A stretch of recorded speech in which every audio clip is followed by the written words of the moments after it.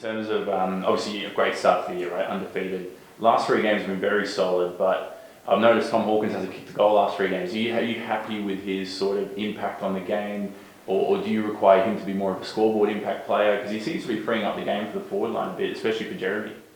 Yeah, I think probably the last part of your observation is the bit that makes the most sense to me.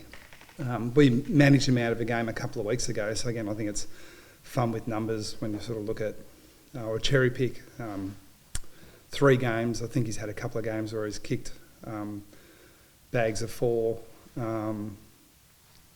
So what we're trying to do is think about the way we play holistically and not be too reliant on any one player. Right at the moment, Jeremy's a focus because he's been playing well, but I don't think it's optimal for us to be thinking, well, we need Jeremy Cameron to play well for us to win, and it's the same with Hawke and it's the same with other players as well, even if I can extend it to our midfield without Guthrie for most of the year and Dangerfield as well. So I don't think there's any team at any stage in history that's sort of looked at themselves as perfect, and we're clearly in that imperfect category. And so given that status, you can isolate certain players or certain parts of the ground and say you wish that could be going better. But we think collectively that our offensive group has been working well. So again, I don't go to great lengths to explain in detail how we try to set the game up, but it is reasonable to say that we will have weeks where we don't expect Tom to be our main focal point. How's Patrick feeling? Is he feeling all right, or hopefully it's all good status up there with him? Yeah, he seems positive to me, and as positive as you could expect in the circumstances, I guess. That was an unusual mechanism, and I think that gives him a lot more confidence. It wasn't anything innocuous. It was a really sort of high force stress on that hamstring, and I don't think many players would have been able to cope with the position that he got himself into. But it's not. I don't think of it any differently to previous years where we've been quite conservative with Pat. My suspicion is that even if he's going really well, we'll be a bit slower with his recovery, and then that's much less to do with our win-loss as the year goes on, and more to do with sort of what we've been pretty consistent with, and that is managing our list and making sure that we can get our players in as good a shape as possible later in the year. More than ever, I think, looking around the competition, there just aren't easy games. It's not as if you can cruise through periods of the season and still get through. So we're looking at it as a marathon, and we'll sort of pace ourselves accordingly. When you have a recurring injury happen, do you go back and look at processes, or your program or training loads when those happen, or was it just a stage and this kind of thing that's just happened? Yeah, look, we go through a whole range of sort of issues really thoroughly, and ask ourselves the question, not just around injuries, but around form and the way the team's played. Like, it's a good process to go through to ask yourself what you would do differently if you had the chance. But that one's probably more for the medical staff. What is more for the medical staff than for me. Obviously, I have an interest in it. I'm quite curious around that part of our program, and part of that means sort of thinking about ways that we could do it better. But I couldn't speak more. I've never been happier with our program in relation to our injury management. There is a really integrated approach. So I talk about the way we manage our players in and out of games through the season, but it's not. I'm the spokesperson, but it's not as if it's my decision. I'm a part of it, clearly. But we have a big group of people that work together and collaborate on that approach. So again, I could go into the detail with Pat. I don't think that's necessary. I think the main takeaway for us was that it was just an unfortunate incident, but it does mean that we need to be a little bit more careful with him in his return to play this year. You flagged 3 changes, and 2 of those were management, as you said. Parfitt and O'Connor, their first management for the season. Can you just talk me through, I guess, those kind of changes, but then obviously bringing in Gary Ryan for his first game, Tom Stewart's back from concussion, and Clark as well. Yeah, we think we've got some pretty good ins, and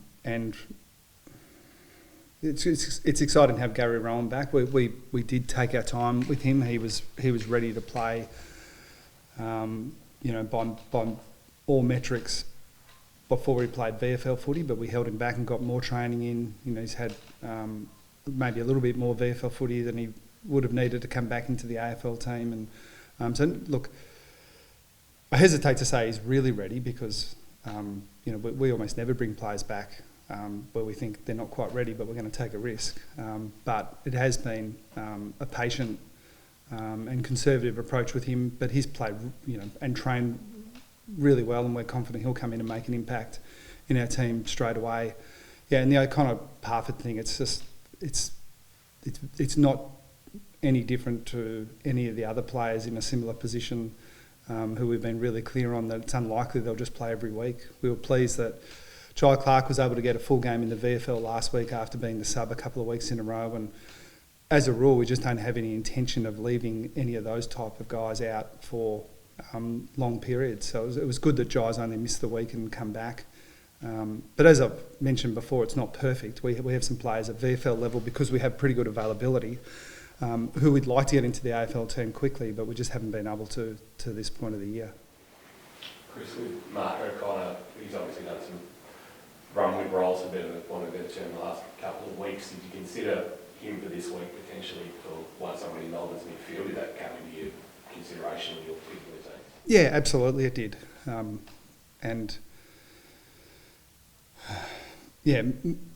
Melbourne have a lot of stars, but I sort of think ahead, and every team has them. They're not all as good as Oliver and Petrarca and Viney and Lever and May. But I think if we said, well, we can't manage Mark O'Connor because this team's got a couple of gun mids, then we'd never manage him. Every team's got him. So, of course we thought about it, but on balance, we're confident that we've got the planning right to this point. By necessity, can go half back and spend some time in midfield in the second half last week. Is there more midfield time this week, or will you bring him off half back early again? No, a bit of both. I think we wouldn't be playing Cam if we didn't think he could play full time in the midfield. So for us, it's more about how we're setting up a team rather than any great need for Cam to be behind the ball. I think it's relatively obvious with Stewart coming back this week that we get another defender in, so that might mean that Cam plays a little bit more midfield. But I think the point I'm making is that he didn't play back last week because he couldn't play mid. Petrarca said you've been fighting the tag recently in recent weeks. Are you planning to give him a bit of the same serving tomorrow? Oh yeah, but he knows that. That's the respect that you get from the opposition when you're as good as he is. Plan for Max Gawn and maybe any challenges sort of preparing for his battle this week? Yeah, always. Again, I think it's a mark of respect for those good players when you have to think a lot about how they play and how you try to maximise your strengths while mitigating theirs. So he's been a great player for a long time, and again, we'll be here for a long time if we keep going through all the players that can make an impact in their team. I wanted to ask, I guess, leading into this game, we saw it. The AFL stand, I guess, across domestic violence was the first one last night with the minute silence, led by Don Pike, and I guess across the whole league has kind of come behind that.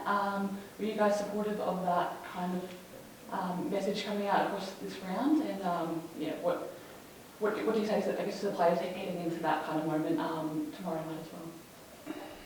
Well, I just think it's obvious that everyone's supportive of the position.